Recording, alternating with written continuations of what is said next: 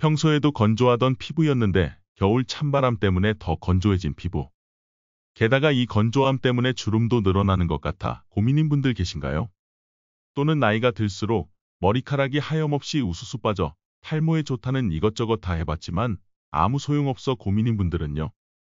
또 지독한 변비 때문에 화장실 가기가 두려운 분들도 많으실 거예요. 하지만 오늘의 주인공 팥이 이 모든 문제를 해결하는 데 도움을 줄 수 있는데요. 바로 팥 속의 강력한 항산화제와 풍부한 식이섬유 때문입니다. 오늘 영상에서는 팥과 함께 먹으면 시너지 효과를 내서 노화 예방과 변비에 좋은 음식 3가지와 먹는 방법, 그리고 팥을 먹을 때 주의해야 할 점까지 모두 알려드릴 테니 영상 끝까지 시청해주세요.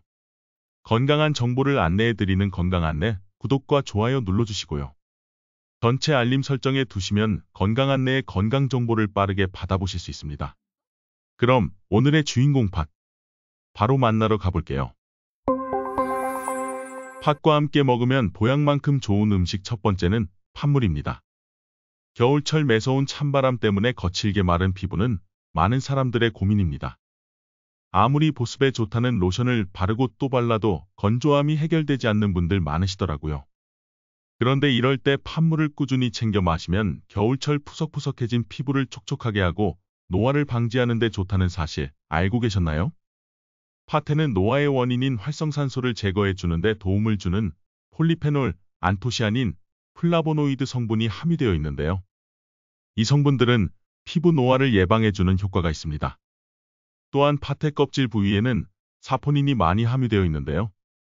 이 사포닌 성분은 피부 노폐물을 제거해주는 것은 물론 피부 보습과 주름 개선에 탁월한 효능을 발휘합니다.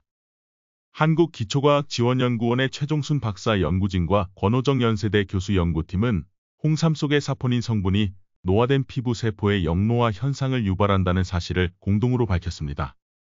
그런데 역노화 현상에 영향을 준다는 그 귀한 성분이 팥에도 풍부하다니 정말 놀라운데요. 사포닌은 라틴어의 사포에서 유래된 말로 특히 물에 섞어 주었을 때 비누와 같이 거품을 지속적으로 내는 특성을 나타내는 계면활성제입니다. 따라서 팥물로 세안을 하거나 목욕을 할 때 물에 섞어 사용하면 좋은데요. 팥을 삶게 되면 보글보글 거품이 올라오는데 이 거품을 일으키는 것이 바로 사포닌 성분입니다. 이런 팥의 사포닌 성분을 활용해서 비누 대신 사용하기도 했으며 신라시대에는 팥을 갈아서 세안할 때 사용했다는 기록도 있습니다. 팥물로 세안을 하게 되면 피부색을 조금 더 희게 하고 촉촉하게 만들 수 있다고 하니 팥물을 만들어서 씻을 때 사용하는 것은 물론 꾸준히 챙겨 드셔볼 것을 추천드립니다. 이렇게 피부에 좋은 팥물은 정말 쉽게 만들 수 있는데요. 재료는 팥과 물 딱 2가지입니다. 먼저 팥 3숟가락 정도를 깨끗하게 씻은 후 하루 정도 불려주세요. 냄비에 물 1리터와 불린 팥을 넣고 뚜껑을 덮어 센 불에 20분 정도 끓여줍니다. 그럼 아주 간단하게 팥물이 완성되었습니다. 이렇게 끓인 팥물은 한 김 식혀 냉장 보관해 주시면 되는데요. 한번 끓인 팥물은 3일 내에 모두 드시는 것이 좋습니다. 그리고 삶아진 팥은 간식으로 드셔도 좋고 냉동 보관하신 후 밥을 할 때나 요리를 할 때 사용하시면 좋습니다. 이렇게 피부에 좋은 팥물은 칼륨도 풍부해 붓기 제거에도 탁월한 효능이 있는데요. 평소 잘 붓고 손발이 저린 분에게도 많은 도움을 줍니다. 그런데 여러분, 혹시 팥을 삶은 첨물은 독성이 있어 버려야 한다고 알고 계시는 분도 계시죠? 이는 잘못 알려진 정보인데요. 오히려 팥을 삶은 첨물에는 피부에 좋은 핵심 성분인 사포닌이 풍부하게 들어있기 때문에 꼭 챙겨 드셔야 합니다. 하지만 만약 위가 약하거나 장이 약한 사람이 먹게 되면 위에 자극이 되어 위염이 생기거나 설사를 유발할 수 있는데요. 따라서 이런 사람들의 경우에는 첫 팥물은 버리고 2번째 우린 물부터 드실 것을 추천드립니다. 또 한 가지 주의할 점이 있는데요. 아무리 좋은 팥물이더라도 과다 복용은 장을 자극해 설사를 유발할 수 있기 때문에 조심하셔야 합니다. 또 팥은 기본적으로 차가운 성질이라서 열을 내리는데 좋은 효과가 있긴 하지만 몸이 차가운 사람에게는 오히려 안 좋을 수 있는데요. 이때 팥과 함께 먹으면 보약처럼 좋은 2번째 음식은 팥 생강차입니다. 꿀 생강차, 레몬 생강차, 대추 생강차, 계피 생강차 등 생강의 효능이 막강한 만큼 생강차의 종류도 참 많죠. 하지만 팥 생강차는 조금 생소한 분도 계실 텐데요.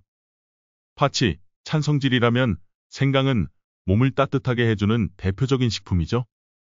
팥물을 끓일 때 생강을 같이 넣게 되면 생강의 따뜻한 기운이 팥의 차가운 성질을 중화시켜 배탈을 예방하는 효과가 있습니다. 또 팥을 먹으면 생목이 올라온다는 분도 많으신데요. 그 이유는 팥이 옥수수, 콩과 같은 다른 곡류들과 마찬가지로 소화가 어려운 음식이기 때문입니다. 소화되지 못한 음식물이 위산과 함께 역류해서 생목이 오르는 것이지요. 하지만 생강의 진저롤 성분이 위장 운동을 촉진시켜서 팥의 소화를 촉진시키기 때문에 생목이 오르는 것을 예방해 줍니다. 많이들 알다시피 생강의 효능은 아주 다양합니다.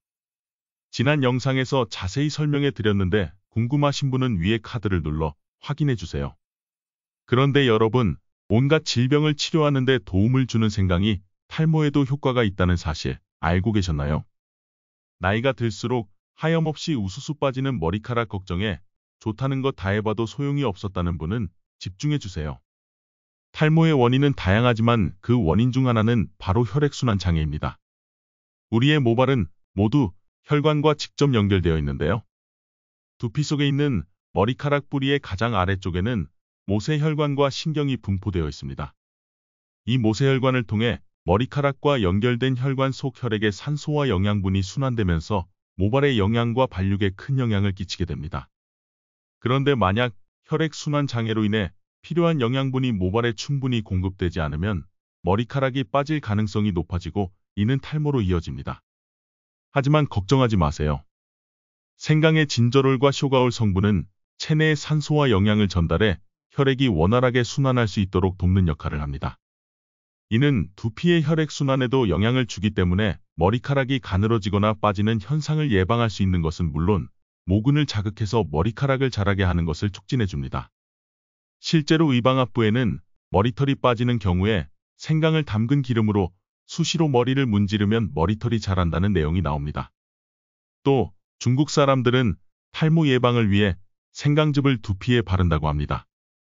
마찬가지로 팥도 신진대사를 촉진시켜주고 혈액순환 및 혈류 개선에 큰 도움을 주기 때문에 팥 생강차를 꾸준히 드신다면 굵고 탄력 있는 모발을 만들어 탈모를 예방하는 데 큰 도움이 될 것입니다. 팥생강차도 팥물만큼이나 간단하게 만들 수 있는데요. 먼저 팥 50g 정도를 하루 정도 물에 불려주세요. 생강 20g 정도를 깨끗이 씻어 껍질을 벗긴 후 얇게 편으로 썰어주세요. 이때 껍질을 벗기지 않고 껍질째 편썰기를 해도 좋습니다. 물 1리터를 냄비에 붓고 불린 팥과 얇게 썬 생강을 함께 넣고 끓여주시면 되는데요. 처음에는 센 불로 10분 정도 끓이다가 중불로 낮춰 30분 정도 더 끓이면 간단하게 팥 생강차 완성입니다. 팥과 함께 먹으면 보약처럼 좋은 음식 세 번째는 단호박 팥죽입니다. 여러분, 혹시 변비가 심하면 치매가 온다는 말 들어보셨나요? 하버드대학교 브리검 여성병원 연구팀은 만성변비가 있는 중년 이상의 성인을 조사했습니다. 연구 결과 변비 증상이 있는 사람들은 배변 활동이 규칙적인 사람들에 비해 기억력과 사고력 테스트에서 점수가 낮은 것으로 밝혀졌는데요. 뿐만 아니라 뇌의 노화 속도가 무려 3년이나 더 빠르게 진행되었다고 합니다. 이는 장 건강과 뇌 기능이 밀접한 관련이 있기 때문인데요. 변비가 있는 사람들의 장내 미생물을 분석해 보았더니 염증을 조절하는 데 도움을 주는 장내 박테리아가 상대적으로 적은 것으로 발견되었습니다. 그렇다면 치매 위험을 높이는 만성변비를 해결하기 위해 변비약을 먹으면 그만일까요? 변비약을 오래 먹으면 먹지 않은 사람보다 치매에 걸릴 확률이 더 높다는 연구 결과도 있다고 하니 약에 의존하지 말고 식이섬유가 풍부한 음식을 즐겨 먹는 것으로 변비를 해결해야 합니다. 그런 점에서 오늘의 주인공 팥은 변비 해결사가 되어줄 수 있는데요. 국가식품성분표에 의하면 팥에는 고구마, 양배추, 바나나보다 식이섬유가 약 6배나 더 많고 사과보다는 약 10배가 넘는다는 것을 확인할 수 있습니다. 이렇게 풍부하게 들어있는 식이섬유 덕분에 매일 아침 화장실에서 가뿐하게 독소를 배출할 수 있도록 도와줄 수 있는데요. 마찬가지로 단호박에도 식이섬유가 풍부해 변비 개선에 도움을 줄 수 있습니다. 식이섬유는 장이 원활하게 움직이도록 돕고 대변의 통과를 촉진시켜주기 때문입니다. 또한 단호박에는 칼륨, 마그네슘, 비타민C, 카로틴 성분도 풍부한데요. 이 영양소들은 장 건강을 촉진하고 소화 과정을 돕는 데 도움을 줍니다.